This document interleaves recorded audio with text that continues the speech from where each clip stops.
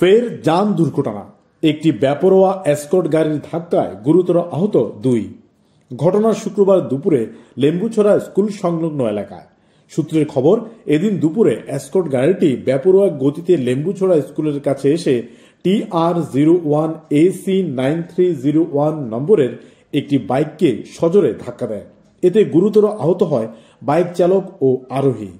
তাদের নাম মদন দেববর্মা ও পরেন্দ্র দেববর্মা, বাড়ি অভিচরণ বীর মোহনপাড়া এলাকায়। জানা গেছে, তারা দুজনে শারীরিক সমস্যাজনিত কারণে ডাক্তার দেখিয়ে বাড়ি ফেরার পথে এই দুর্ঘটনার কবলে পড়ে। আহতদের বর্তমানে হাসপাতালে চিকিৎসা দেওয়া হচ্ছে বলে খবর।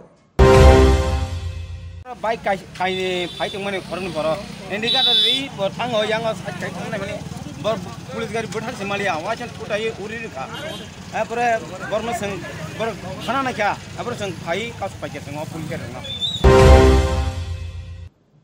Bureau report, news Switzerland.